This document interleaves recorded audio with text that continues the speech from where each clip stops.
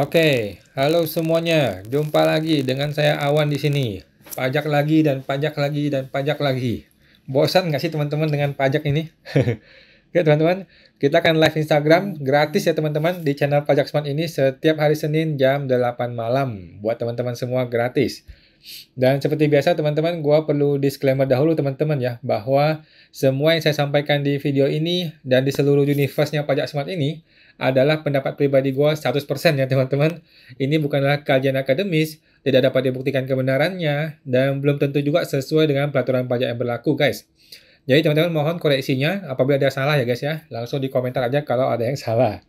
Nah, walaupun gua seorang konsultan pajak yang resmi ya, teman-teman, tetapi isi video ini bukanlah saran profesional konsultan pajak buat Anda semua ya, teman-teman. Nah, Anda semua, teman-teman, tidak bisa dan tidak boleh menjadikan video ini sebagai satu-satunya pedoman bagi Anda untuk melaksanakan kewajiban perpajakan lu, gitu. Kenapa? Karena masing-masing kita kan punya kasus pajak yang berbeda-beda ya, teman-teman ya. Nggak bisa disamaratakan ya. Nah, mohon teman-teman konsultasikan dengan konsultan pajak Anda masing-masing atau ke penyuluh di KPP ya, penyuluh di kantor pajak Anda apabila Anda mau bertanya yang lebih spesifik lagi tentang perpajakan Anda. Gitu teman-teman ya. Nah, seperti biasa Awan akan tersedia gratis teman-teman secara langsung di live Instagram Pajak Smart, teman-teman. Setiap hari Senin jam 8 malam. Ya, oke. Dan kita masih ada program KPP, teman-teman. Program KPP sudah dibuka kemarin dan sudah berjalan, tetapi kita masih terima sampai hari Jumat ini ya. Sampai hari Jumat ini kita masih terima. Nah, setelah itu kita closing. Closing karena sudah kelas kedua nih minggu Sabtu ini.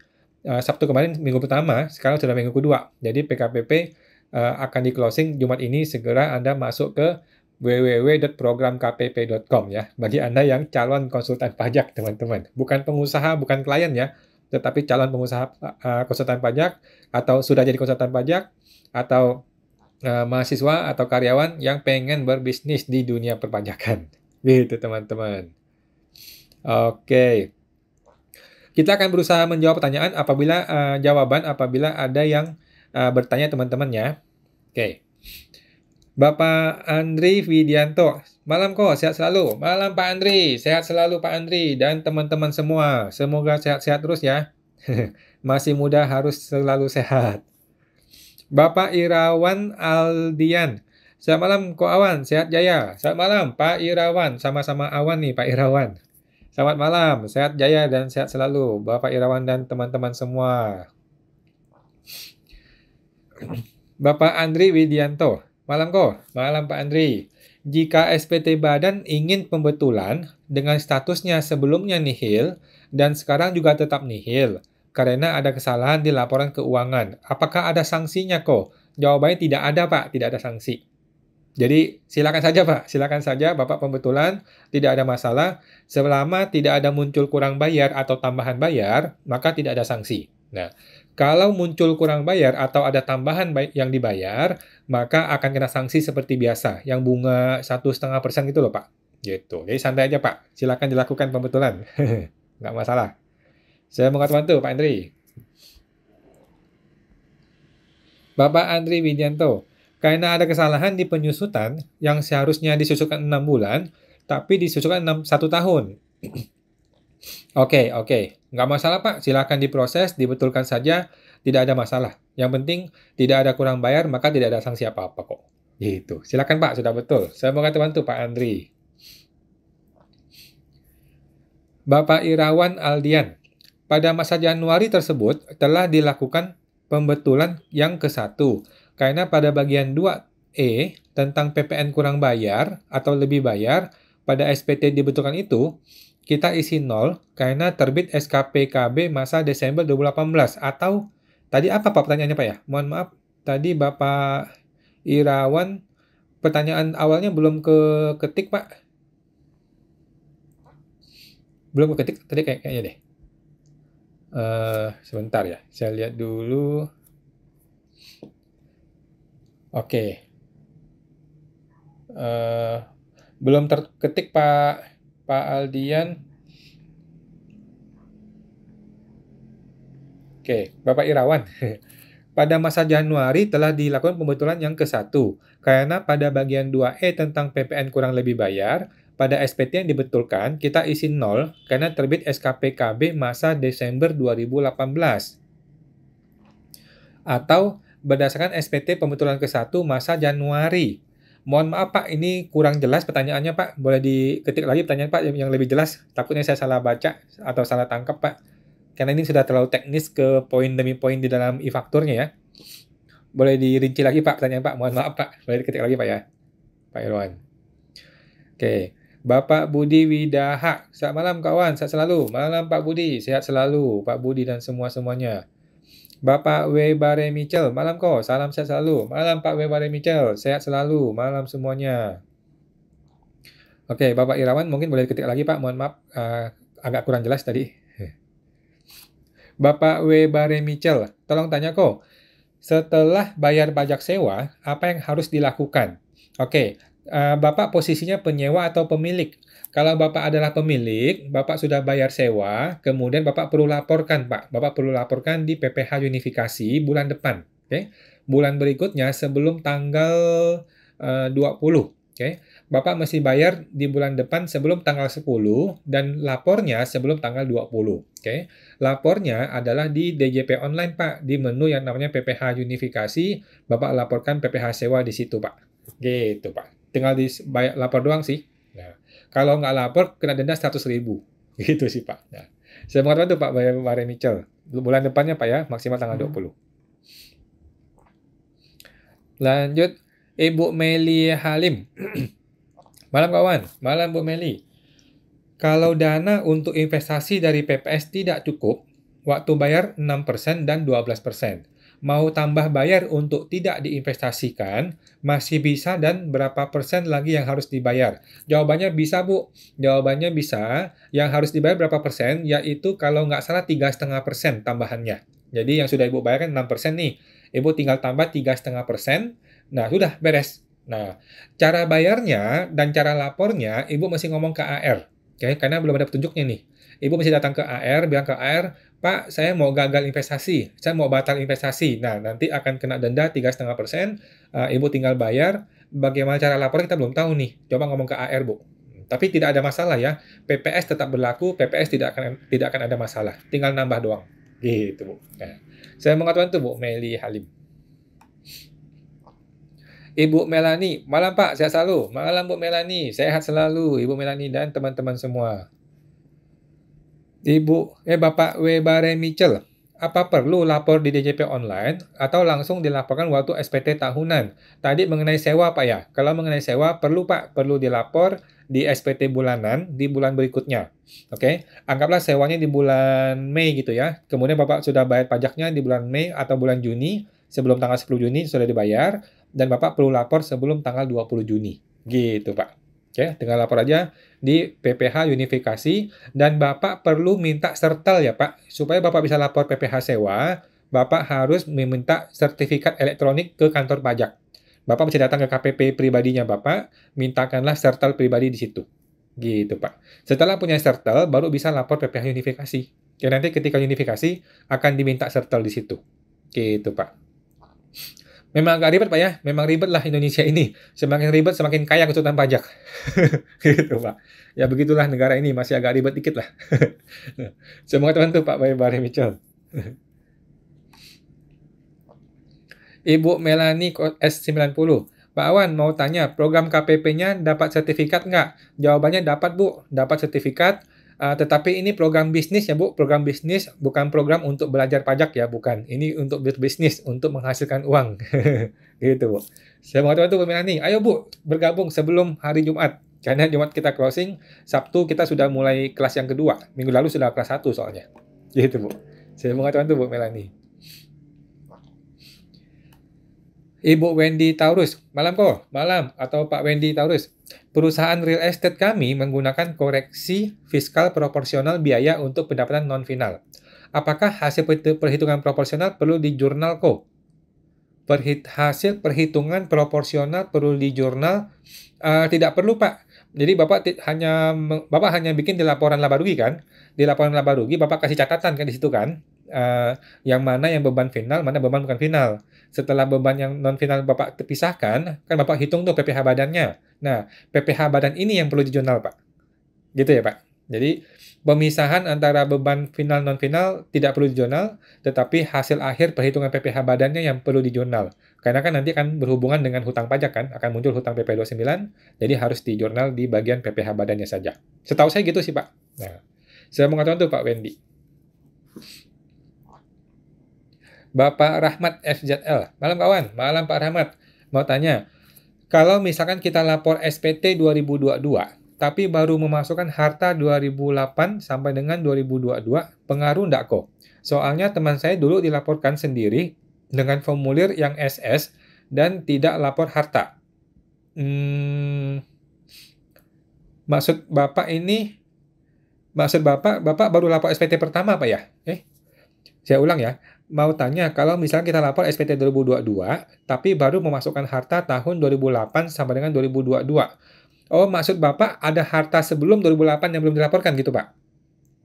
Maksud Bapak ada harta 2006, 2005, 2000, 1900-an yang belum dilapor gitu, Pak ya? Gitu kali maksudnya ya? Nah, kalau begitu, menurut saya, Pak, di SPT 2022 ini laporkanlah seluruh harta, Pak. Menurut saya di SPT 22, laporkanlah seluruh harta yang diperoleh sebelum 2022. Semuanya, semua laporkan, Pak. Dari 2000, dari 2001, 2002, 2003, laporkan semua hartanya, Pak, di SPT terbaru ini. Oke. Nah, mengenai hitung-hitungan pajaknya, kalau penghasilannya sudah dibayar pajaknya, maka nggak usah khawatir. Tinggal dihitung aja, tinggal dilapor penghasilannya kan. Tetapi kalau ada penghasilan yang belum dilapor pajaknya, Bapak perlu SPT mundur. Mesti lapor SPT mundur sampai maksimal 5 tahun ke belakang untuk membayar pajak atas penghasilannya. Gitu Pak Rahmat. Nah, saya mau bantu Pak Rahmat. Lanjut. Ibu Licing 25. Malam kok, malam Bu Licing. Kok, apabila kita ingin menagih bonus atas target penjualan kepada supplier, apakah harus membuat faktur pajak? Terima kasih. Nah, jawabannya adalah apakah Ibu menagih atau dia kasih langsung tanpa ditagih? Oke. Kalau Ibu menagih secara resmi, berarti kan Ibu mesti terbitkan invoice kan? Kalau Ibu terbit invoice, maka otomatis terbit faktur pajak. Gitu, Bu. Kalau Ibu tidak bikin invoice, maka tidak ada faktur pajak. Berarti kan itu penghasilan lain-lain, penghasilan di luar usaha. Tiba-tiba Ibu dikasih aja sama orang gitu kan, sama si supplier gitu kan. Nah, kalau itu tidak usah buka faktur pajak kalau tidak ada invoice. Nah, atau cara lainnya, ya udah dia terbitkan hadiah atau komisi ini atau bonus ini jangan ke PT tapi ke pribadi aja langsung. Nah, kalau langsung ke pribadi kan nggak usah kasih faktur pajak. Kan kita kan non-PKP kalau pribadi. Paling gitu sih, Bu. Kasih ke pribadi, nanti potong PPh 21, transfer ke rekening pribadi. Gitu. Mungkin itu lebih aman ya. Kalau masuk PT, nah kalau Ibu buka invoice, maka otomatis buka faktur. Kalau tidak buka invoice, berarti nggak usah buka faktur pajak. Gitu, Bu. Semangat bantu, Bu Licing. Bapak Betterman. Pak Wan, PT Jasa Transportasi pinjam uang dari bank, nilainya besar. Lalu uangnya dipiutangkan ke direktur. Itu boleh tidak ya? Jawaban saya ya silakan dilakukan Pak. Silakan dilakukan secara akunting boleh. Nah sekarang yang akan jadi masalah adalah bunga atas hutang tersebut. Bunga atas hutang yang dibayar ke bank itu kan Bapak mau biayakan, ya kan? Nah itu akan cenderung untuk tidak bisa dibiayakan. Gitu Pak. Cenderung untuk tidak bisa dibiayakan. Kenapa? Dengan alasan bahwa hutang ini tidak dipakai untuk usaha. Hutang ini malah dipakai untuk kasih orang lain pinjam. Gitu. Oleh karena itu, hutang ini atas bunganya kemungkinan besar tidak bisa dibiayakan. Artinya, Bapak perlu koreksi fiskal atas bunganya. Gitu, Pak. Nggak apa-apa sih, tinggal koreksi fiskal udah beres. Nggak ada masalah. Gitu, Pak. Semangat bantu Pak Betterman. Pak Dio Jeza. Malam Pak Wan. Malam Pak Dio Jeza dan teman-teman semua. Malam semuanya. Bapak Riki Pratama. Malam Pak Wan. Malam Pak Riki. Absen lagi. Salam dari Lampung Tengah Pak. Oke Pak Riki, mantap. Salam Pak. Luar biasa dari Lampung Tengah. Luar biasa. Thank you Pak, terima kasih. Bapak Rahmat FZL. Kalau kita mau SKB PPH, PHTB hibah tahun 2023. Tapi pemberi hibah belum melaporkan hartanya karena belum punya MPWP. Apakah bisa kita buatkan dahulu? lalu kita buatkan dan laporkan harta tersebut agar bisa SKB. Jawaban saya bisa dilakukan, Pak. Bisa dilakukan, tetapi mesti cari tahu dulu nih, harta ini oleh si pemberi hibah, dia mendapatkan harta ini pakai uang yang dari mana? Apakah pakai uang yang sudah dipotong pajaknya atau belum? Nah, kalau dia dapatkan harta ini pakai uang yang belum dikenai pajaknya, maka ketika dia bikin NPWP dan dia lapor SPT, maka dia perlu membayar pajaknya dahulu. Gitu, Pak. Mudah-mudahan paham, Pak ya. Jadi, si pemberi hibah itu ketika dia bikin NPWP dan melaporkan harta tersebut, dia juga seharusnya perlu laporkan penghasilannya. Nah, penghasilannya ini apakah sudah dipotong pajak? Sudah bayar pajak belum? Kalau belum, maka sudah saatnya dia bayar sekarang supaya harta ini sah untuk dia lapor di SPT dia dan nanti akan sah untuk dikasih ke anaknya. Gitu, Pak. Nah, semua teman itu Pak Rahmat. Ibu Meli Halim, terima kasih kawan penjelasannya. Terima kasih Bu, sama-sama. Bapak Rahmat, terima kasih kawan, sehat selalu. Terima kasih Pak Rahmat, sehat selalu semuanya. Lanjut, Bapak SBR II. Malam Pak, malam Pak SBR. Sampai sekarang belum lapor SPT badan. Untuk PPh 25, apakah boleh bayar seperti tahun sebelumnya? Jawabannya boleh Pak, kan kita belum ada angkanya ini yang baru ya. Jadi Bapak tetap lapor, Januari tetap bayar, Februari, Maret, April, sampai bulan Mei pun Bapak tetap bayar sesuai dengan angka yang tahun lalu. Terpaksa, kan Bapak belum ada SPT-nya. Gitu Pak. Begitu SPT-nya muncul, maka pembayaran PPh 25 yang berikutnya menggunakan PPh 25 yang terbaru dari SPT yang terbaru. Gitu Pak. Semoga teman-teman Pak SBR. Bapak Hendri Awan 23, kau mau tanya, misal ada PT memenuhi kriteria PP 23 menggunakan 0,5%. Kemudian selama ini menghitung PPh 29 dan dia nggak pernah tanya atau mengajukan ke KPP. Gimana ya? Oh, oke. Jadi gini, Bapak mesti hitung nih, mana yang lebih menguntungkan. Kalau yang lebih menguntungkan adalah PP 23-nya 0,5%, sedangkan dia sudah terlanjur pakai PPh 29, ya udah, lanjut aja terus. Lanjutkan nggak apa-apa. Karena kan orang pajak tidak akan memaksakan Bapak kembali ke 0,5, karena kan akan lebih untung Bapak ketika 0,5% gitu. Tetapi kalau PPh 29 Bapak lebih untung, maka Bapak akan diarahkan untuk pakai 0,5%. Oke. Sekarang kita mesti kembali ke Bapak nih. Kan Bapak sudah menggunakan PPh 29. Ya udah deh, Bapak pakai PPh 29 aja. Caranya adalah Bapak tinggal masuk ke layanan, kemudian pilih KSWP, kemudian Bapak pilih yang namanya menu yang namanya memilih menggunakan perpajakan dengan ketentuan umum. Gitu Pak. Jadi tidak usah pilih PP 23 lagi, pilihlah yang ketentuan umum. Jadi Bapak memang sudah betul pakai PP 29 dan Bapak perlu memilih menggunakan PPh umum. Udah, gitu. Kalau Bapak mau kembali ke 0,5%, malah salah nanti. Sudah terlanjur lapor kan? Sudah terlanjur hitung dan lapor PPh 29, malah repot kalau Bapak mau kembali ke 0,5%. Gitu sih Pak. Jadi sudah terlanjur, tanggung, lanjutkan aja. Lanjutkan pakai PPh 29. Tinggal bikin surat itu, KSWP, pilih menu yang namanya menggunakan PPh umum. Gitu Pak Hendri. Saya mengatakan itu Pak Hendri. Bapak Hendri Awan, kau mau tanya, yayasan yang bergerak di bidang pendidikan terkena pajak apa saja ya?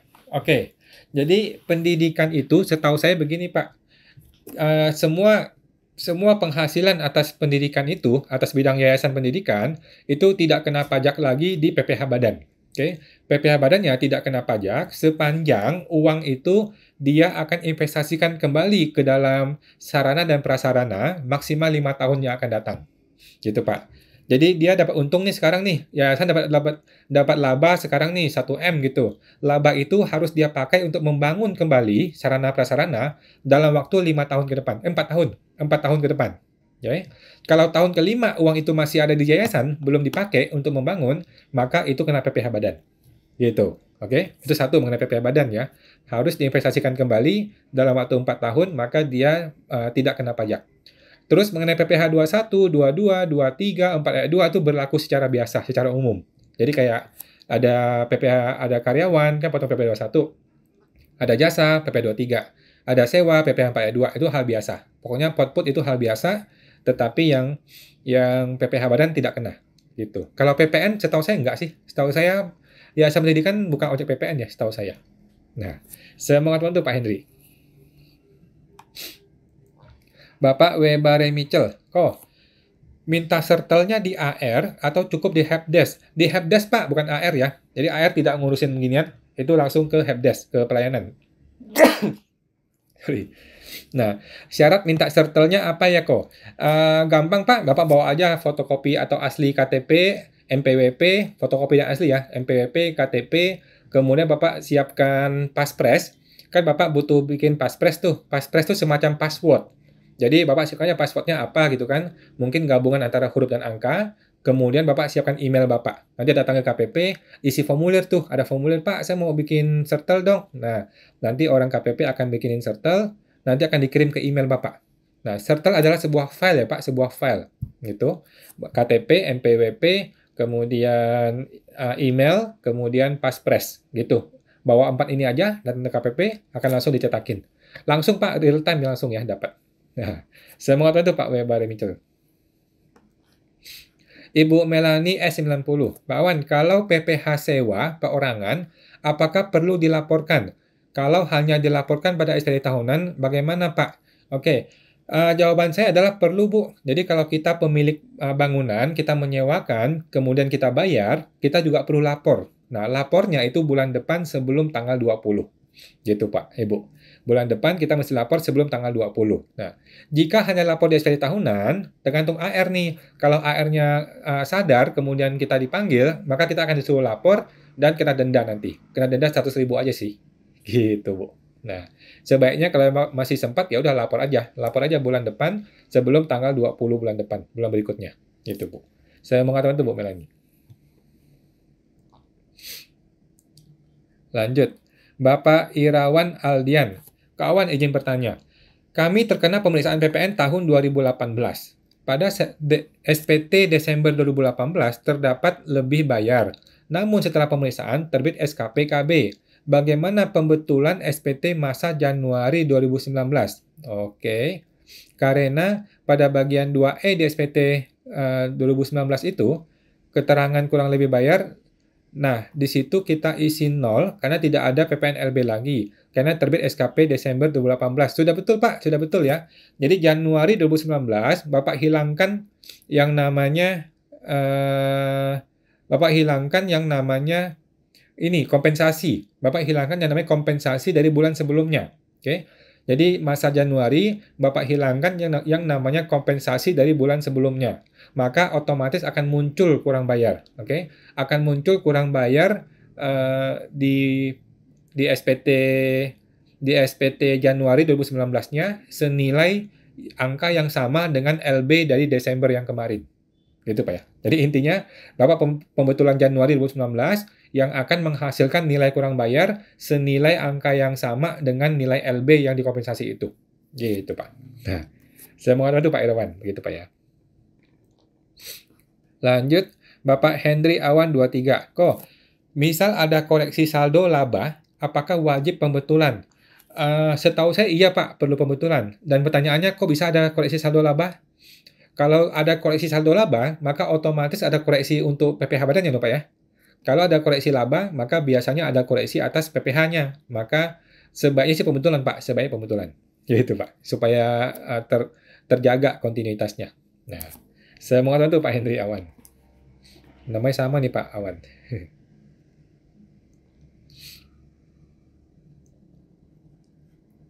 Nah, tadi Pak Irawan atau berdasarkan SPT pembetulan ke-1 masa Januari yang memiliki kompensasi. Januari Pak, setahu saya Januari dibetulkan, hilangkan kompensasi dari Desembernya, sehingga akan menjadi kurang bayar atas SPT Januari 2019 tersebut. Gitu Pak.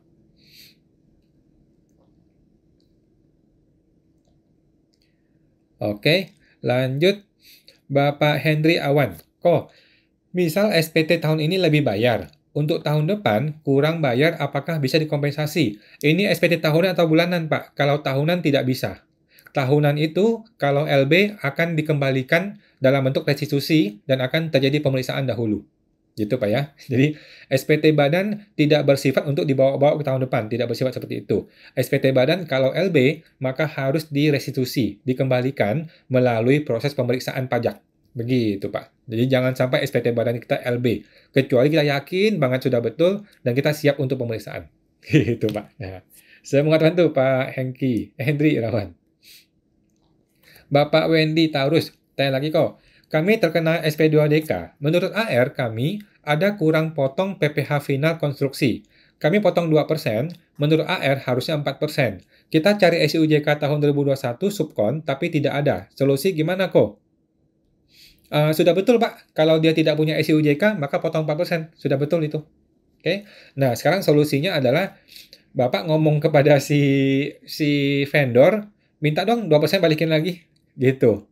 Ya, si vendor yang sudah dipotong 2% itu, potong lagi 2%. Minta dia balikin 2%-nya, Bapak untuk bayar ke negara sekarang. Karena kan dia tidak punya SIUJK, maka dia masih dipotong 4%. Gitu sih yang betul sih, Pak. Kalau dia punya SIUJK, baru 2%. Gitu. Jadi DJP sudah betul ini. Jadi Bapak coba ngomong ke si vendor, bisa nggak? Kalau nggak bisa, ya udah kita nanggung deh, terpaksa.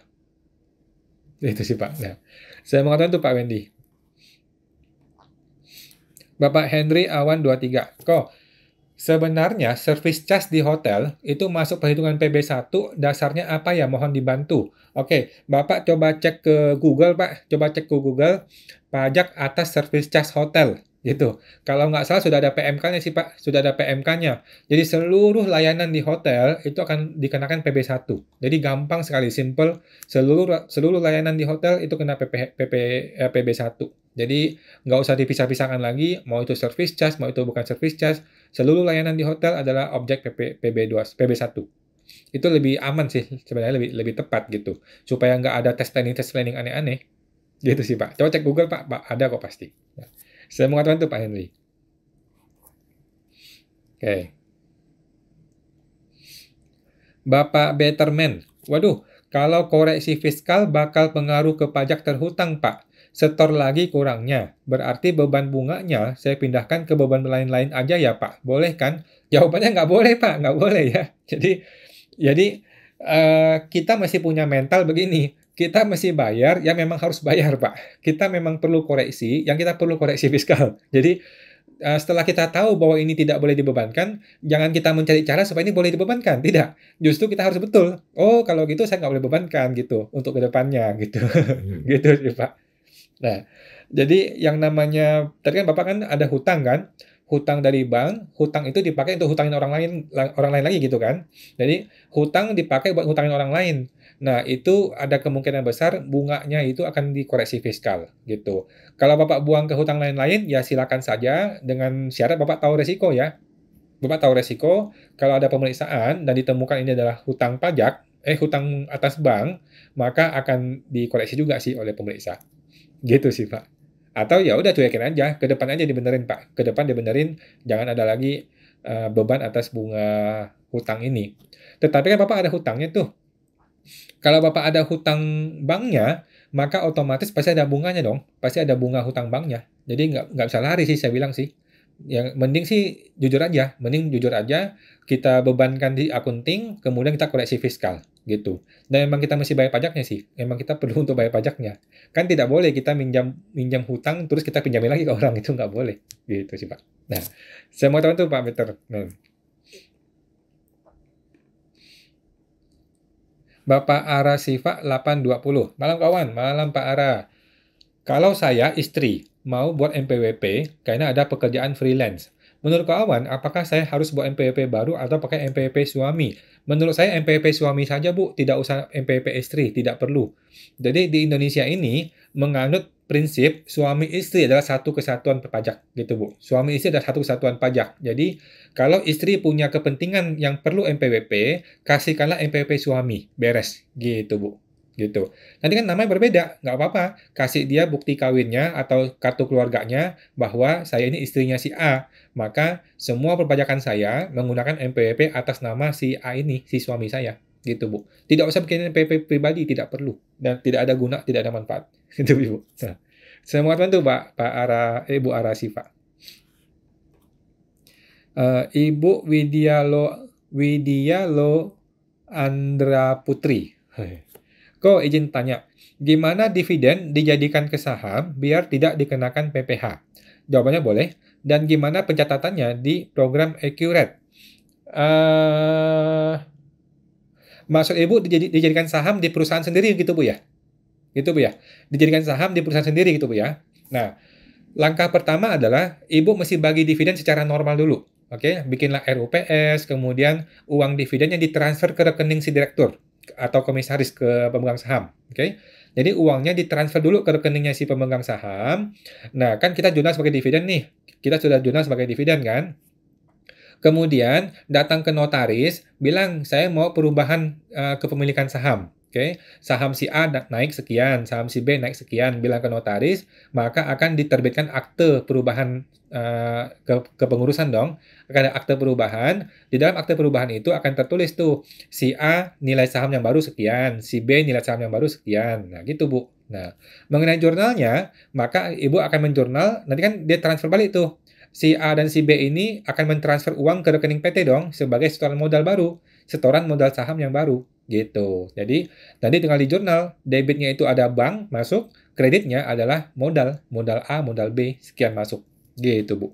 Oke, jadi biar clear Bu ya, jangan langsung dikonversi, tetapi uang itu ditransfer dahulu kepada si pemegang saham, kemudian pemegang saham transfer balik sebagai setoran modal sesuai dengan akte perubahan yang sudah dibikin di notaris. Gitu, Bu. Nah, semoga itu Bu Widya.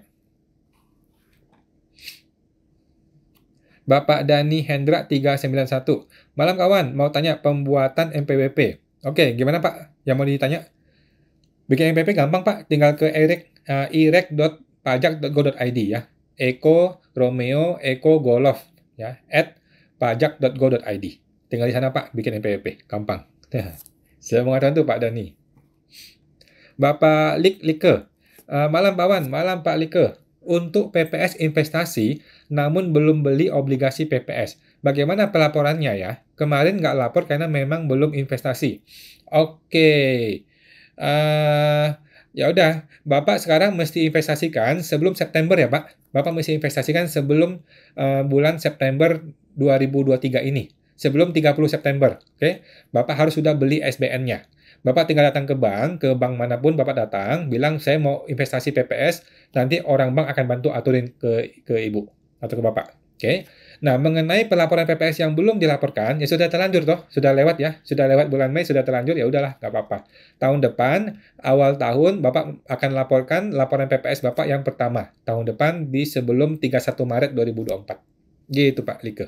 Nah, saya mohon bantu Pak Like.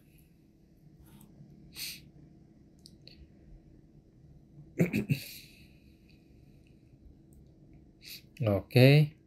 Bapak Dani Hendra 391. Untuk istri harus ada MPP suami ya kok. Nanti statusnya istri pisah harta laporan masing-masing ya kok. Terima kasih kok. Menurut saya istri tidak perlu Bu, Pak. Istri tidak perlu punya MPP sendiri. Jadi istri kalau ada keperluan yang menggunakan MPWP, gunakanlah MPP suami. Gitu. Artinya apa? Artinya suami dan istri adalah satu kesatuan, satu MPWP. Gitu Bu. Gitu Pak. Jadi tidak perlu pisah harta. Tidak perlu pisah harta, tidak perlu lapor masing-masing. Laporkannya lah digabung gitu. Lapor digabung ke MPWP suami. Semua harta suami dan istri digabung di MPWP si suami. Gitu Bu. Pak. Nah, saya mau tahu tuh Pak Dani. Ibu Juli, yes, thank you Bu. Bapak Afid Hamzah. Oh, kemarin saya buat PPh 25 sementara. Nah, sewaktu pelaporan di bulan April, itu untuk bulan Maret, saya ikutin yang real apa yang sementara ya?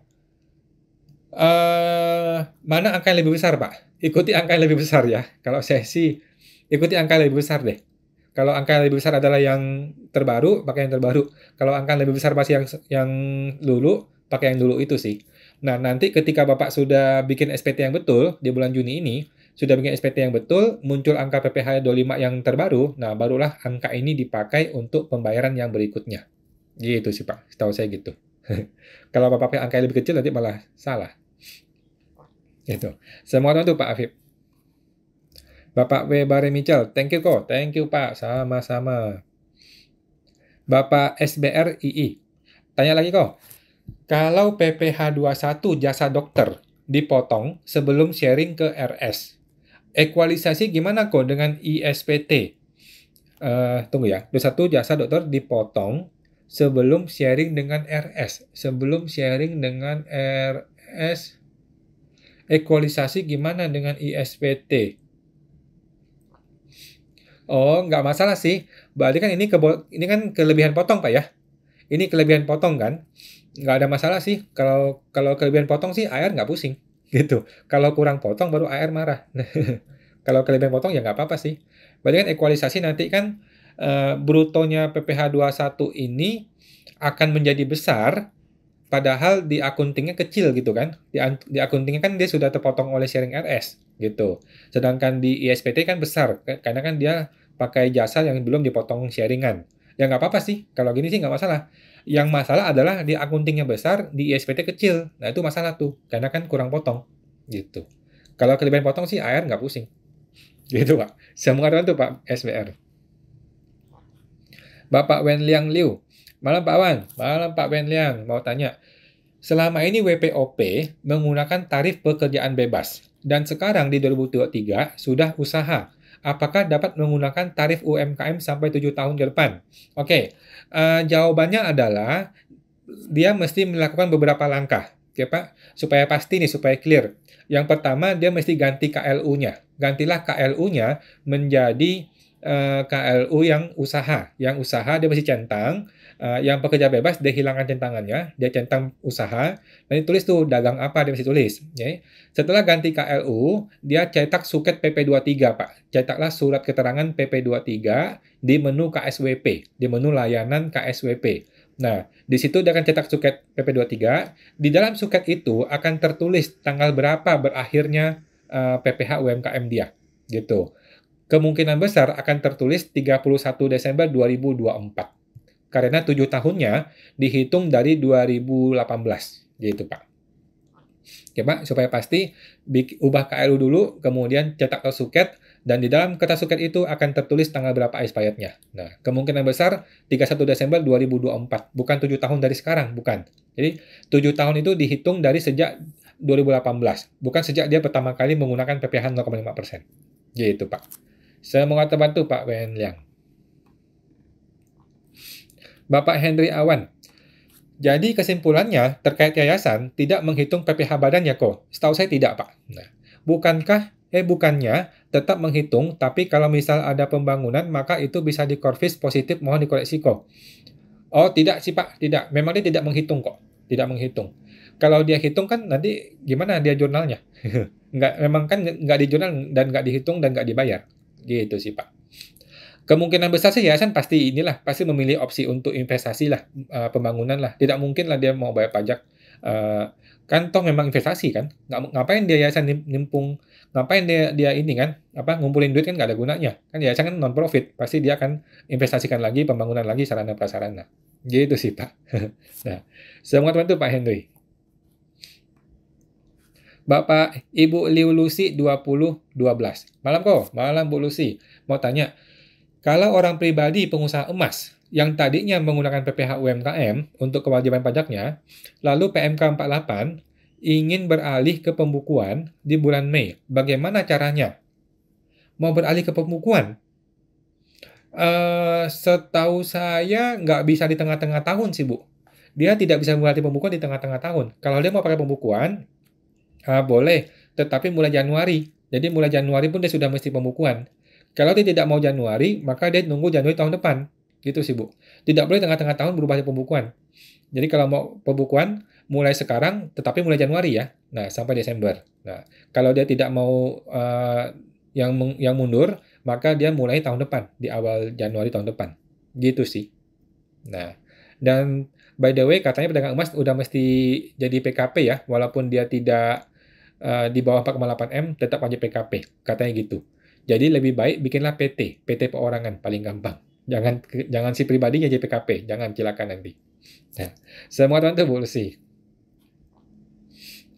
Bapak Budi pasti bisa. Wah, Pak, jika PPh badan 2021 kan bayarnya 2022 dan 2022 bayar 2023. Yang masuk beban PPh badan tahun 2022 di laba rugi, itu beban PPh badan 2021 atau 2022 ya Pak? Jawabannya 2022 Pak, sesuai tahun bersangkutan ya, sesuai tahun bersangkutan. Oke. Beban PPh badan 2021 itu di jurnal di 2021 dan sudah dibayar di bulan April 2022, ya kan? Nah, yang di neraca 2022 kan kondisi Desember. Kondisi Desember 2022 di neracanya, di laba ruginya sudah muncul yang namanya beban PPh badan gitu.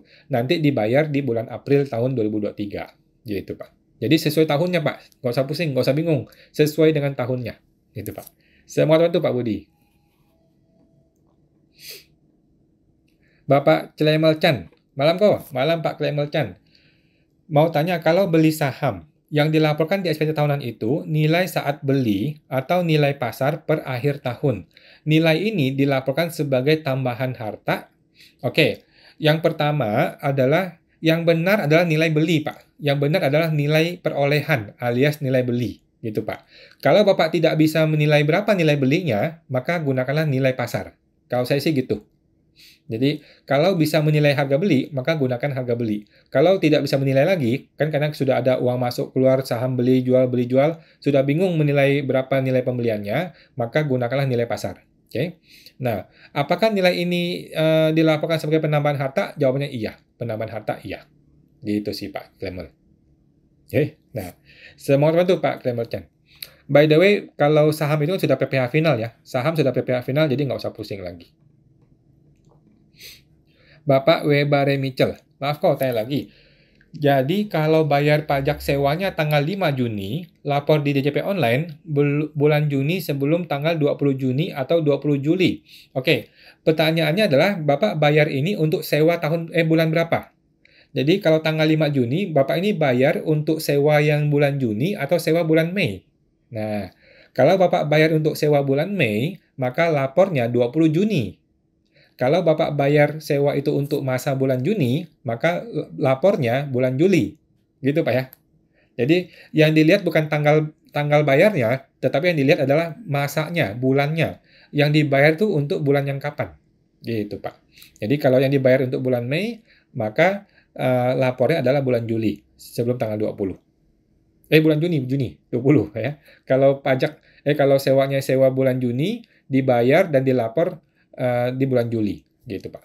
Saya mengatakan itu Pak Webare Mitchell.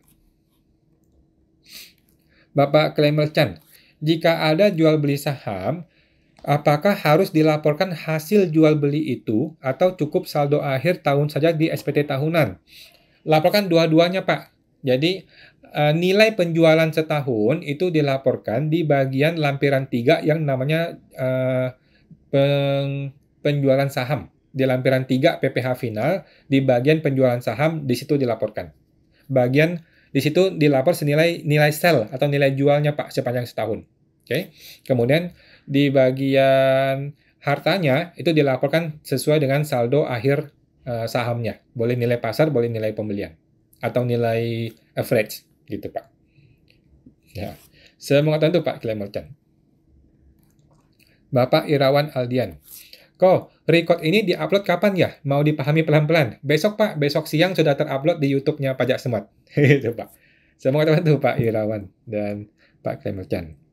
Besok siang akan diupload di YouTube. Bapak Henry Awan 23. Kok, kenapa ya pajak membedakan antara pembayaran PPh maksimal tanggal 10, pembuatan faktur pajak maksimal tanggal 15, kalau misal lawan transaksi baru buka faktur pajak tanggal 15, kena PPN dan PPh, jadi telat bayar dan lapor PPh dong. Oke. Pertanyaan Bapak kenapa ribet gitu Pak ya? Jadi pertanyaan Bapak adalah kenapa ribet sih gitu kan? Nah, jawabannya adalah kalau bisa ribet kenapa mesti gampang gitu Pak ya? Jadi di negara kita ini kan kalau bisa dibikin ribet kenapa mesti bikin gampang? Gitu pertanyaannya. Gitu Pak ya. Jadi kita tanya ke bos-bos di sana entah kenapa mereka bikin seribet itu ya kita nggak tahu lah ya. Mungkin ada konspirasi supaya kejutan pajak itu makin kaya, gitu loh. Kan semakin ribet pajak, semakin kaya kejutan pajak. Kan itu kan rumusnya. Gitu Pak ya. Bercanda Pak ya, bercanda. Kita nggak tahu lah kenapa ribet begitu. Memang negara ini begitu. Gitu, Pak. Semua tentu Pak Henry. Lanjut. Ibu SS Alvina. Kalau visit ke WP, itu apakah produk yang dibawa oleh petugas pajak adalah SP2DK? Oh, belum tentu, Bu, belum tentu. Kadang-kadang cuma mau kenalan, cuma mau ngopi-ngopi, cuma mau ngobrol-ngobrol. Kita nggak usah khawatir, nggak usah ketakutan, Bu, tidak usah, nggak perlu. Jadi kalau dia datang, AR, ya udah kasih makan, kasih minum, ajak ngobrol, itu hal biasa, Bu, gitu. Intinya adalah kita mesti tanya ke diri kita sendiri. Tanya ke diri sendiri, gua sudah bayar pajak dengan betul atau belum? Gitu. Kalau kita udah bayar pajak dengan betul, apapun surat yang dia bawa, kita nggak usah khawatir. Gitu, Bu. Tetapi kalau kita masih was-was, masih lapor pajak yang belum betul, ya kita tanya ke dia, Pak AR, tolong bantu saya hitung dong, berapa sih pajak yang mestinya saya bayar, kalau masih kurang saya akan tambahkan yang betul. Begitu, Bu. Jadi, jadikanlah AR sebagai teman kita, gitu ya, itu yang betul caranya ya. Gitu. Jadi belum tentu SPD-ODK kok, belum tentu, belum tentu. Biasa aja kan mereka suka keliling, ngobrol-ngobrol itu hal biasa. Memang tugas mereka gitu. Gitu, Bu. Semangat untuk Bu Salvina. Bapak Dani Hendra 391. Kawan, kalau restitusi pendahuluan, apakah akan ada pemeriksaan selanjutnya setelah pencairan? Terima kasih kok. Saya rasa enggak sih Pak. Kalau memang ini lancar-lancar saja, nilainya kecil, dan restitusi pendahuluan diterima, ya udah, nggak akan ada pemeriksaan sih. Gitu sih. Ya kadang-kadang terjadi pemeriksaan kecil, kadang-kadang terjadi pemeriksaan besar. Ya tergantung hoki-hoki kita sih Pak. Kalau saya bilang ya, tergantung tergantung hokinya kita ya. Kalau lagi hoki bagus ya udah, restitusinya lancar, uang ditransfer ya bagus gitu. Tapi kadang-kadang ada aja yang kena masalah, ya mau gimana, memang nasib gitu Pak ya.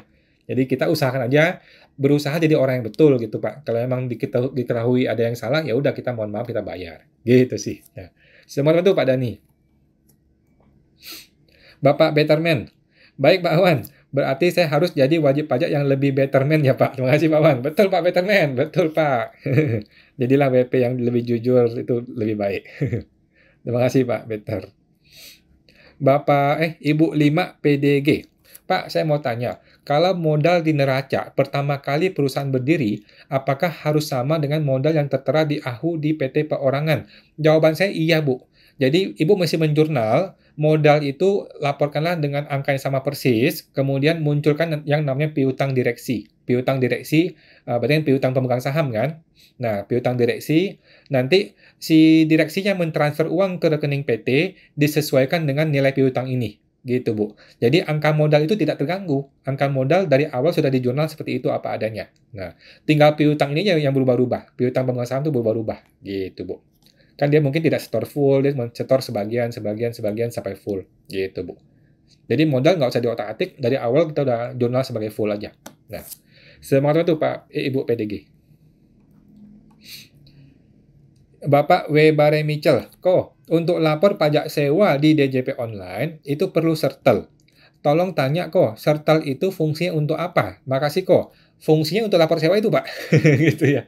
Jadi, untuk sertel itu diperlukan ketika Bapak mau melaporkan yang namanya PPh unifikasi. Nah, PPh unifikasi itu terdiri dari PPh sewa, PPh 4 ayat 2, dan PPh 23. Gitu, Pak. PPh 23 dan 4 ayat 2 perlu menggunakan sertel. Gitu. Gitu, Pak, sertel gunanya. Nah, kalau Bapak merasa ribet, ya begitulah negara ini. Kalau bisa bikin ribet, kenapa dibikin gampang? Gitu ya.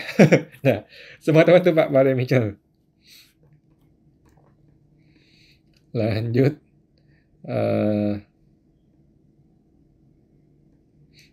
Tadi apa ya? Mohon maaf.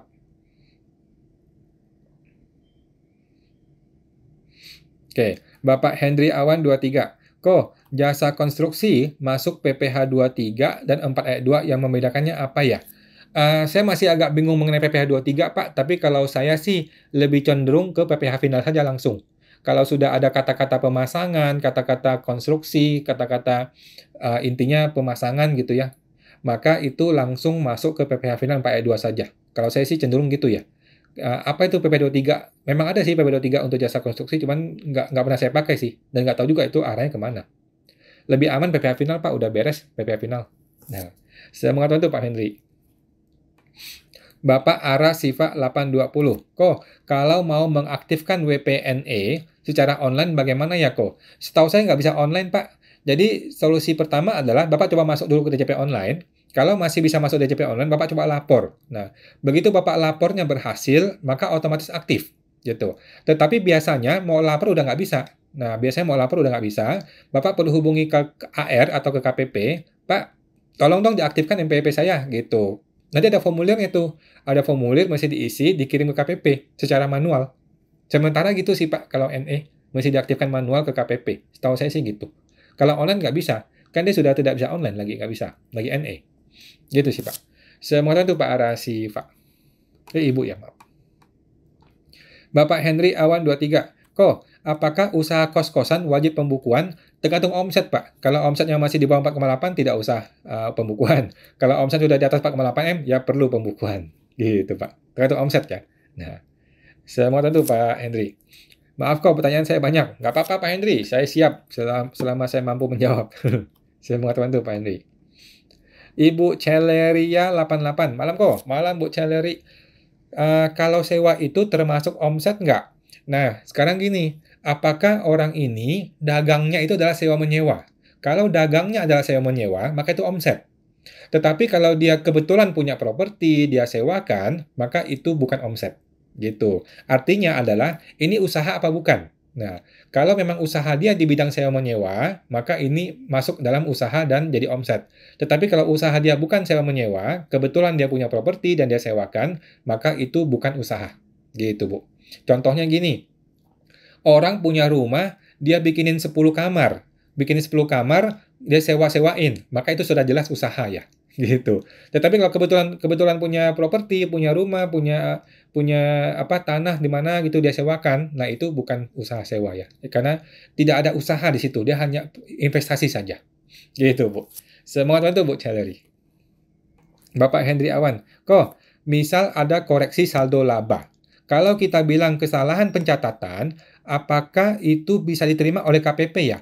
Jadi kita nggak usah pusing dengan KPP, Pak. Kita nggak usah pusing dengan KPP. Kita dulu merasa gimana? Kalau kita merasa betul, memang ini perlu dikoreksi, ya nggak apa-apa, gitu. Dia KPP nggak bisa berargumen, oh saya nggak terima, gitu. Nggak bisa, gitu. Intinya kita dulu nih, kalau kita sudah merasa yakin benar, ya udah ini yang kita laporkan. Kan ini self assessment nih. Jadi negara kita kan menganut prinsip self assessment, artinya yang kita laporkan ini yang betul, gitu. Kecuali DJP punya data yang lain, gitu sih Pak. Jadi kita nggak usah pusing dengan DJP. Kita nih merasa benar apa nggak? Kalau kita merasa benar ya sudah betul, gitu Pak. Nah, semoga itu Pak Henry. Yang penting sih kita bisa menjelaskan ya kalau memang ada perubahan-perubahan seperti itu. Bapak Budi pasti bisa. Pak, jika dividen yang bagikan tanpa ditransfer ke investor atau pemilik, tapi langsung dikonversi ke modal langsung. Kira-kira apa permasalahan perpajakan? Ada permasalahan perpajakan pajak? Tidak, Pak. Jika ada, kira-kira sanksinya apa, Pak? Ada risiko, Pak. Menurut saya ada risiko. Sanksinya adalah ini akan dianggap sebagai penghasilan tambahan. Dianggap penghasilan tambahan dan dikenai PPh badan 22%. Kan ribet tuh. Memang kita tahu ini error sih. Kadang-kadang kan pemirsa error begitu ya. Tetapi kita repot kan. Kita repot mau gugat ini ke pengadilan kan repot. Jadi daripada kita repot-repot, nah dibikin yang benar Pak sekarang. Dibikin yang benar. Kalau ada dividen, transfer dulu ke orangnya, barulah dia transfer balik sebagai setoran modal yang baru. Gitu sih Pak.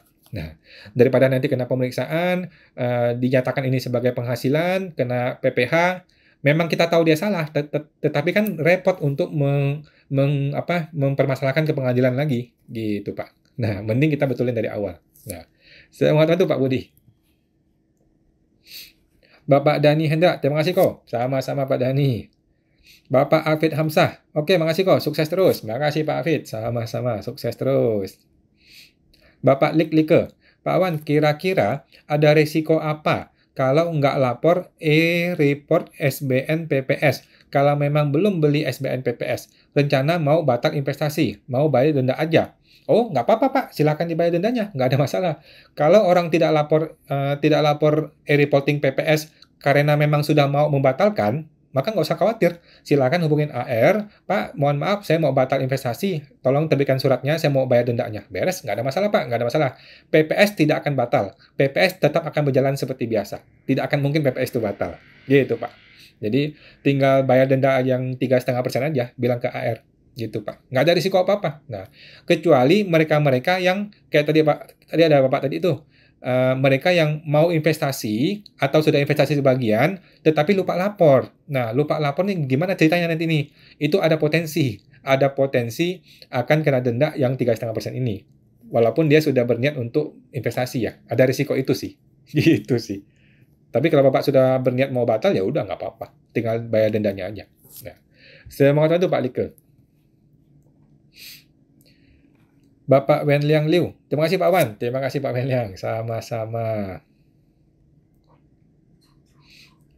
Bapak Ibu 5 PDG. Pak, pertanyaan saya kelewat Pak. Oh, mohon maaf Bu. Apakah modal di neraca pertama kali lapor SPT harus sama dengan modal yang tertera di sertifikat pendirian PT Perorangan AHU? Oh, tadi sudah saya jawab Bu. Jawabannya adalah harus sama. Sebaiknya disamakan. Jadi, ketika Ibu bikin PT, kan Ibu ada mencatat berapa nilai modal tuh. Maka di akunting Ibu, langsung Ibu jurnal, ada modal di kredit. Oke, di kreditnya modal, di debitnya adalah piutang direksi. Oke, di debitnya piutang direksi. Nanti Ibu setor modalnya, setor ke rekening perusahaan sesuai dengan nilai piutang ini. Nah, piutangnya ini berkurang sampai 0 nilai piutangnya. Sedangkan modalnya tetap ada di kanan, tetap ada di modal, tidak berubah angkanya. Gitu, Bu. Itu sih. By the way, PT Perorangan sama seperti orang pribadi ya. By the way, PT Perorangan mirip-mirip dengan orang pribadi, sehingga modal tuh boleh berubah naik, boleh berubah naik turun sih sebenarnya. Gitu. Nah, semua teman tuh Bu PDG. Lanjut. Bapak Adi Satya Gunadi. Rugi kurs yang belum direalisasi bagi perusahaan rugi kurs yang belum realisasi, apakah boleh dibiayakan? Rugi yang belum direalisasi, menurut saya tidak bisa, Pak. Menurut saya tidak bisa direalisasikan sih. Menurut saya ya.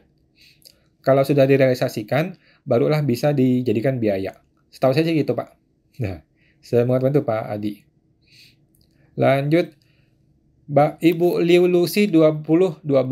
Pertanyaan lagi kok. Kalau WPOP sudah terlanjur PKP, apakah akan ada pemeriksaan ketika permohonan pencabutan? Jawabannya yes, pasti diperiksa. Lalu, jika saya tidak lapor selama 4 bulan, apakah otomatis PKP akan dicabut? Jawabannya tidak. Ya. Jika ada STP, apakah bisa dihapuskan? Tidak juga. Gitu Bu ya. Jadi, kalau sudah PKP, maka Ibu harus lapor terus-menerus setiap bulan, lapor terus Bu, sampai Ibu berhasil dicabut PKP-nya. Gitu Bu. Oke. Nah, pencabutan PKP apakah akan diperiksa? Jawabannya yes, akan diperiksa. Jadi Ibu harus siap. Jadi sementara Ibu lapor terus tiap bulan, Ibu lapor terus tiap bulan nih, nihil. Nah, mungkin satu tahun belakangan ini Ibu persiapan pemeriksaan gitu. Setelah setahun lapor nihil dan sudah siap dengan pemeriksaan, barulah Ibu mengajukan permohonan pencabutan PKP. Nah, akan terjadi pemeriksaan. Gitu sih Bu. Nah, dan kita harus siap pemeriksaan. Dan kadang-kadang hasil pemeriksaan ditolak PKP-nya, pencabutannya. Ya sudah, kita ajukan lagi. Gitu sih, Bu. Nah, semoga bantu Bu Lucy. Tadi Pak Adi sudah. Ibu Liu Lucy. Sambung kok. Jika ada STP atas telat lapor SPT PPN, apakah bisa mengajukan penghapusan denda dengan alasan PKP sudah tidak aktif? Jawabannya silakan diajukan, tetapi pengalaman saya tidak pernah diterima, Bu. Mana ada namanya PKP tidak aktif? Tidak ada ya. Tidak ada istilahnya PKP tidak aktif. Oke. Jadi silakan diajukan, tetapi menurut saya akan sia-sia saja, pasti ditolak sih biasanya. Gitu. Jadi bayar saja Bu, bayar saja sudah terlanjur. Untuk mulai bulan sekarang laporkan Bu, laporkan tiap bulan lapor terus. Selama PKP belum dicabut, perlu dilapor PPN-nya. Gitu Bu. Walaupun nihil isinya ya. Nah, semoga teman itu Bu Lucy. Bapak Henry Awan, kenapa ribet nggak tuh? Terima kasih sudah buat saya ketawa kok. Iya. Tadi mengenai ribet ya. Ibu 5 PDG. Jadi tidak harus sama ya Pak di neraca total modalnya. Setahu saya sih kalau PT Perorangan itu fleksibel sih Bu. PT Perorangan itu sama seperti CV, bisa naik bisa turun modalnya. Setahu saya sih gitu sih. Saya juga gitu sih, di PT saya juga berubah-ubah modalnya. Gitu Bu. Semua teman tuh Pak Bu PDG. Lanjut Bapak Betterman. Betul Pak. AR jangan dibuat kesal ya. Pernah dulu dimarah-marahi dan AR-nya diam saja. Ternyata diamnya AR itu malah bikin SP2DK untuk 4 tahun. Di situ ternyata pintu masuk AR-nya mengusulkan pemeriksaan. Kalau menurut saya nggak apa-apa, Pak.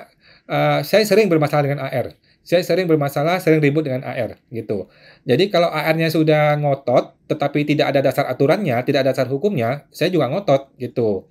Nah, kalau dia bikin masalah, saya adukan ke pengaduan, gitu. Jadi teman-teman boleh mengadukan ke pengaduan dan Komwasjak ya, Komisi Pengawas Perpajakan, gitu. Saya itu tiap bulan ada aja ngelaporin orang, oknum gitu ya, ke Komwasjak, gitu. Ada yang diproses, ada yang nggak diproses. Ya nggak apa-apa juga, gitu. Tetapi kalau orang itu error, jangan dibiarin. Menurut saya sih gitu sih. Kita mesti lawan, mesti kasih argumen, gitu sih. Karena kadang-kadang masih ada nih oknum-oknum yang kepalanya error gitu ya, ngomong pakai asumsi, tidak pakai apa aturan. Nah, itu nggak boleh begitu pejabat. Gitu, Pak. Nah, saya mengatakan itu Pak Betterman. Ibu Arasifa, baik Mas Iko. Makasih Ibu, sama-sama. Lanjut. Bapak NYNR. Kok gimana kalau usaha sewa gedung? Sertifikat atas nama istri, sementara 1 NPWP dengan suami. Cara buat bupotnya bagaimana? Oh, nggak masalah, Bu. Nggak masalah, Pak. Pokoknya kalau nama istri, maka dianggap punya suami. Udah beres. Bupotnya gunakanlah NPWP suami. Gitu, Bu. Pak. Beres. Nggak ada masalah. Pokoknya kalau urusan istri perlu NPWP, gunakanlah NPWP si suami. Gitu. Saya mengatakan tuh Pak YRNYNR. Ibu Melani S90, Pak Wan, kalau mau tanya, kalau sewa untuk masa 3 tahun, apakah lapornya tiap tahun atau sekaligus pada saat kita setorkan PPh finalnya? Sekaligus, Bu, sekali aja. Jadi, membayar dan melaporkan PPh sewa, yang diikuti adalah uangnya. Kalau uangnya dibayar per tahun, maka bayar lapor per tahun. Kalau uangnya dibayar sekaligus 3 tahun di depan, maka langsung bayar dan lapor di saat itu juga. Gitu, Bu. Nah, saya mengatakan itu, Bu Melanie.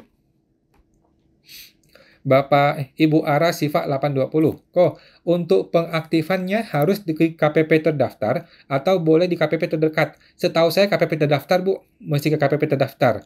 Kalau Ibu jauh rumahnya dari KPP terdaftar, Ibu telepon aja dulu. Telepon dulu ke AR, Pak, nama saya ini, NPWP saya ini, saya mau aktifkan NE saya. Tapi saya jauh nih, Pak, luar kota. Tolong dong diaturin. Nah, nanti bisa tuh AR bantuin. Dia kasih formulirnya via PDF. Nanti Ibu print, diisi, kemudian difotoin ke dia, nanti dia bantuin aktifkan. Gitu sih, Bu. Nggak masalah kok. Bisa-bisa aja sih. Saya mau tahu tuh, Bu Ara. Bapak Aldi Ginting, kok misal tahun kemarin PPh 22 dibiayakan, lalu dikoreksi fiskal. Tahun depannya ngajuin SKB, kira-kira PPh 22 yang tahun kemarin dibiayakan dipermasalahkan nggak? Kayaknya enggak sih, Pak. Kayaknya sih enggak sih. Kalau dipermasalahkan, apa yang mau dipermasalahkan? Kan saya sudah bantu negara. Saya sudah hanguskan, kan saya bantu negara. Harusnya sih enggak masalah.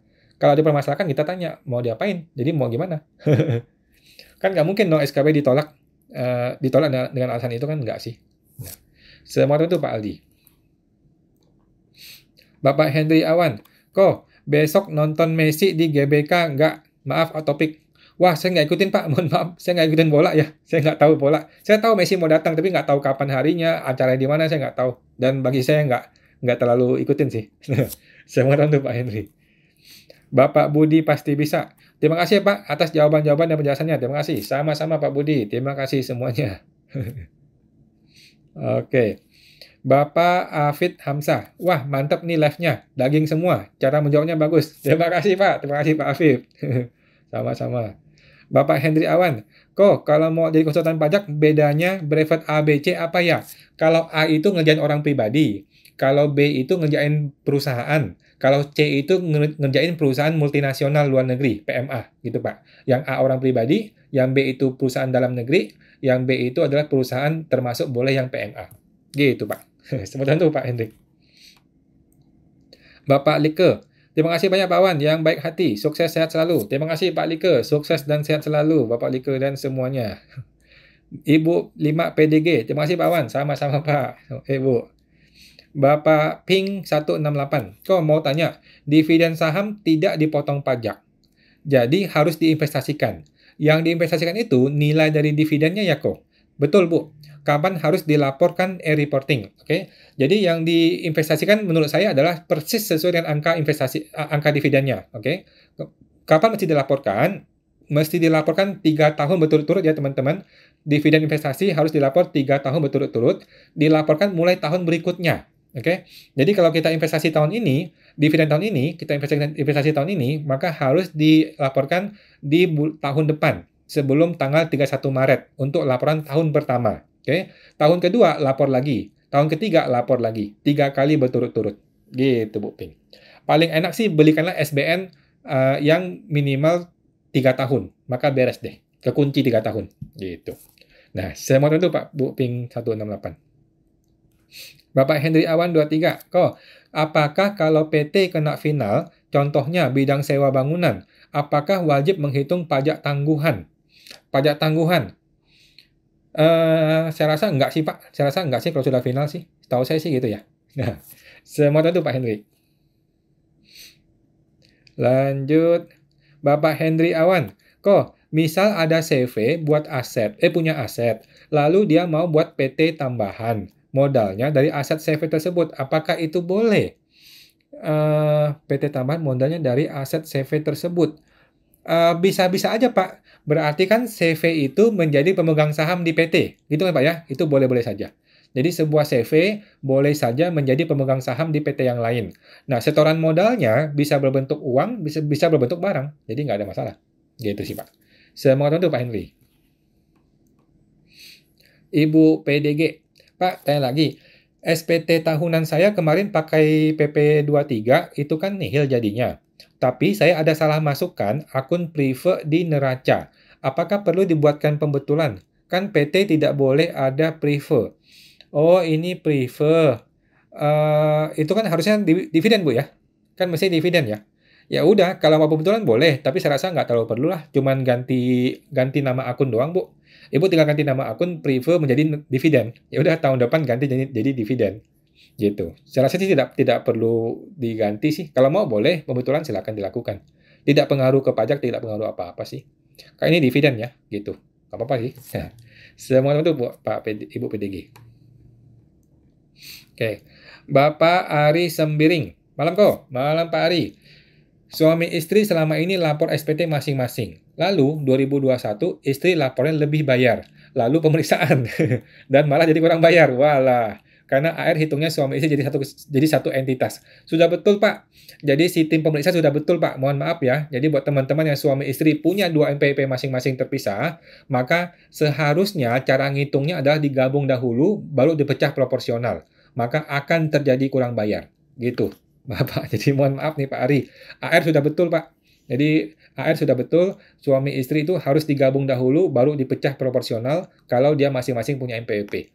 Jadi sama sekali tidak ada manfaatnya teman-teman, suami istri itu punya NPWP terpisah itu tidak ada manfaatnya. Sebaiknya dihapus saja NPWP istri, gabung ke suami, itu yang betul. Gitu Pak. Terima kasih Pak Ari, semoga terbantu Pak. Bapak Eri, memang bisa jadi kurang bayar kok. Bisa Pak, bisa. Dan itu sudah betul caranya si AR. Kita yang salah selama ini. Gitu Pak Ari. Bapak Is Setiawan, Pak, jika NIK saya input di profil sudah bisa divalidasi, tapi begitu ubah profil tidak bisa. Jadi solusi gimana? Coba terus Pak, coba terus. Mungkin database-nya lagi error-error dikit aja gitu. Mesti sudah bisa sih, mesti sudah bisa kok. Nggak ada masalah harusnya. Gitu Pak, coba-coba terus Pak. Bapak Andritan, habis nge-gym? Enggak sih, nge-gym saya besok, Selasa. Senin nggak nge-gym.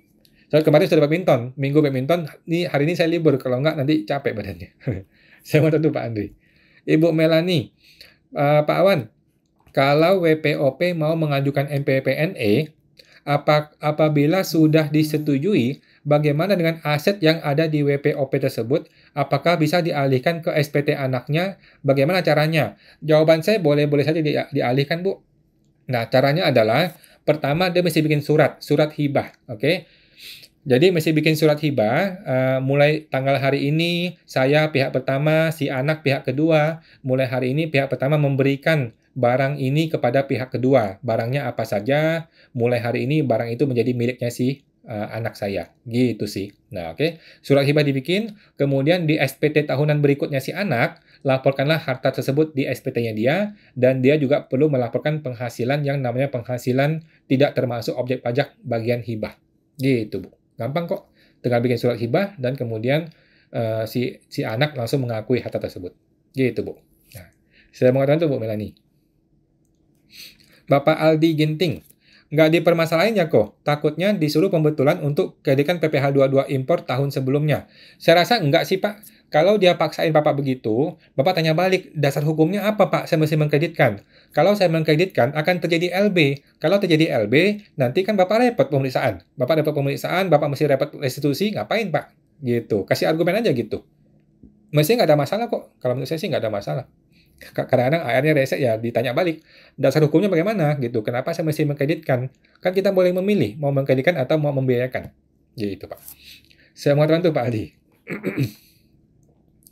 Bapak Devi Udin, Ibu ya, kok untuk sewa orang pribadi, di SPT pribadi jadi final juga nggak ya? Tapi ada pendapatan lain yang final kita hitung lagi nggak? Ini maksudnya Ibu menyewakan bangunan atau Ibu menyewa? Kalau Ibu punya bangunan Ibu sewakan, maka kan PPh final, sudah beres dong, udah pasti final. Kalau Ibu menyewa bangunan punya orang lain, berarti kan itu beban, kan itu biaya kan, gitu. Tapi ada pendapatan lain yang final kita hitung lagi nggak? Tidak sih. Kalau ada pendapatan di luar dari PPh pendapatan yang final, maka pendapatan yang non final akan dihitung terpisah, gitu Bu. Dihitung terpisah ya, akan dihitung terpisah. Yang final nggak usah dihitung lagi, gitu. Nah. Saya mengatakan itu Bu Devi. Bapak Andritan, kok kalau ambil kursus pajak yang 5 juta itu, ilmunya sudah mencakup brevet ABC. Yang PKPP Pak ya? Mohon maaf Pak Andri, PKPP bukanlah kursus pajak akunting ya. Bukanlah kursus untuk belajar ilmu pajak akunting. Bukan teman-teman, mohon maaf ya. PKPP adalah kursus bisnis. Khusus untuk menghasilkan uang 1 miliar dari industri pajak akuntansi. Gitu Pak ya. Jadi bukan belajar brevet, bukan belajar pajak akunting, bukan ya. Kalau mau belajar akunting pajak, silahkan ikut brevet. Ikut brevet di mana-mana ada kok. Gitu. Tapi kan brevet nggak ngajarin cara cari duit ya. Gitu. Kalau di saya ngajarin cara menghasilkan uangnya. Gitu Pak. Saya mau teman tuh Pak Andri. Ibu Melani, Pak Wan, program konsultan itu apakah sudah termasuk brevet A, B, C? Tidak Bu, tidak, mohon maaf ya. Apabila saya belum pernah ikut brevet A, B, dan C, apakah bisa diikutkan? Bisa-bisa aja Pak. Jadi, Ibu, PKPP bukanlah program untuk belajar pajak akunting.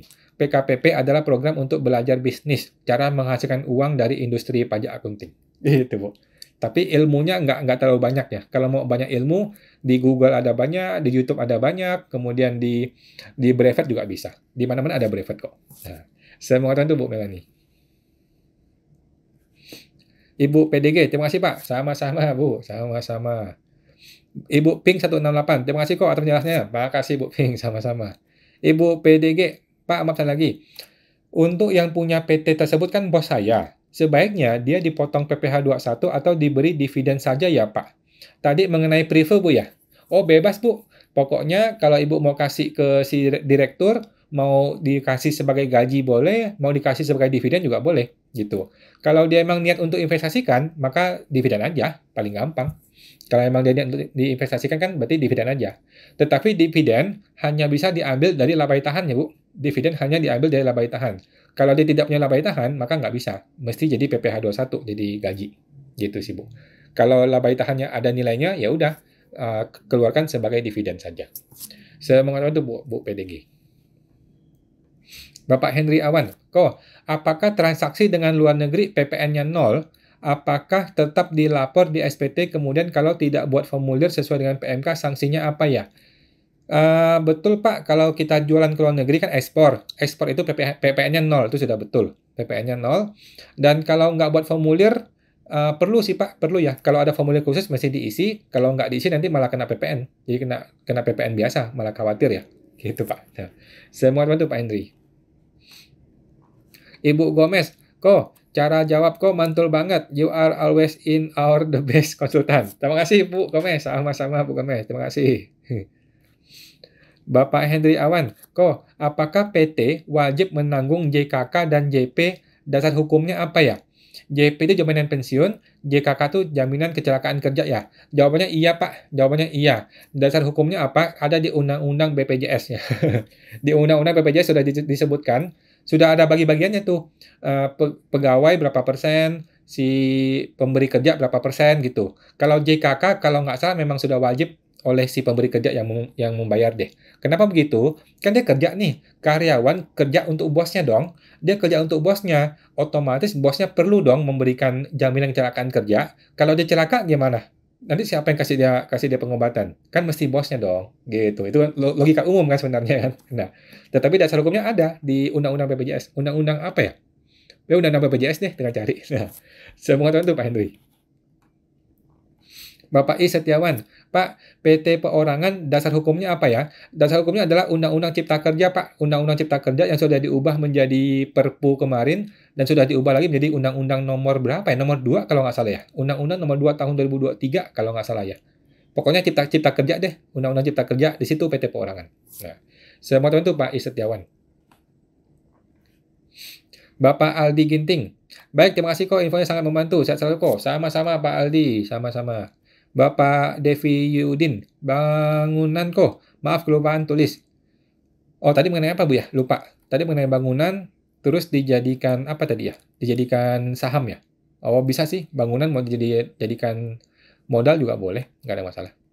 Nah, Bapak Henry Awan, kok misal ada pembelian barang yang bayar karyawan lewat koin Shopee. Kemudian di pembukuan PT kita catat pendapatan lain-lain. Apakah dikoreksi positif? Pembelian barang yang bayar karyawan. Kita catat sebagai pendapatan lain-lain. Dikoreksi positif. Enggak sih, enggak perlu sih Pak. Kalau sudah pendapatan, enggak dikoreksi positif. Kalau pendapatan itu dikoreksi negatif, bukan positif. Nah, sebaiknya sih kembaliin ke si orang tersebut, kembaliin kepada si karyawan tersebut uangnya, gitu sih lebih aman. Jadi biar clear. Nah, semoga itu Pak Henry. Bapak Rianto Hox, kawan, waktu mendaftar NPWP mengikuti lokasi KPP usaha karena sewa ruko di barat, sedangkan IKTP di selatan. Saat ini usaha sudah tutup. Apakah harus lapor pindah KPP? Oke. Apakah Bapak menggunakan NPWP yang 001 Pak ujungnya? Kalau itu NPWP 001 ujungnya, maka Bapak perlu hapus Pak NPWP tersebut. Oke? Itu namanya NPWP cabang ya. NPWP cabang, NPWP usaha, NPWP toko itu boleh dihapus kalau dia sudah tidak lagi usaha di situ. Gitu. Tetapi kalau itu NPWP-nya 000 ujungnya, berarti kan NPWP domisili, NPWP induk ya. Nah, maka itu seharusnya ngikutin KTP iuran rumah. Jadi itu boleh dipindah. Gitu Pak. Oke, jadi kalau itu NPWP 001 ujungnya, maka itu boleh dihapus. Kalau NPWP itu 000, NPWP induk, maka itu boleh dipindah ke sesuai KTP Bapak. Gitu. Saya mohon itu Pak Rian Talks. Bapak Devi Yudin, gimana caranya ikut PKPP kok? Oh, PKPP adalah masuk ke website programkpp.com ya. Programkpp.com. Gabung di sana, Bu. Kita masih ada terima sampai hari Jumat ini. Jumat terima ini, kemudian Sabtu udah kelas kedua nih. Karena minggu lalu sudah kelas pertama nih. Sabtu sudah kelas kedua. Gitu. Segera Bu, malam ini, kalau bisa. Programkpp.com. Nah, semoga itu Pak, Bu Devi. Lanjut, Ibu Liu Lucy 2012. Oh ya kok, mau tanya juga, untuk webinar berbayar yang 49.000, pelaksanaannya kapan ya? Saya mau tahu tentang PKPP. Sudah lewat kemarin Bu, mohon maaf ya. Sudah lewat sih yang webinar kemarin. Sudah 2 kali kita. Kemarin tanggal berapa ya? Tanggal 27 sama tanggal 1 Juni. Sudah lewat sih Bu. Mohon maaf. Boleh langsung ke website Bu. Langsung ke website www.programkpp.com. Gitu. Semoga itu Bu Lucy. Bapak Andritan, kalau gitu kok belajar pajak akunting yang valid di mana kok? Kawan bikin kursus pajak akunting juga. Saya tidak ada kursus akunting pajak, Pak. Nah, kalau mau belajar kursus gampang. Bapak bisa ke Brevet. Brevet itu ada di mana? Di IKPI ada, di IAI ada, Ikatan Akuntan Indonesia ya. Ikatan Akuntan Indonesia ada, di Trisakti ada, di Untar ada, di semua kampus ada, Pak. Itu nih. Yang paling gampang ya IAI, Ikatan Akuntan Indonesia. Di sana ada cukup lengkap. Gitu, Pak. Kalau nggak di IKPI juga ada. Di Guru Muni. Gitu, Pak. Nah, Gampang Pak, kalau kursus pajak akunting mah banyak gitu. Saya mau itu Pak Andri. Ibu Meli Halim, kawan tanya lagi.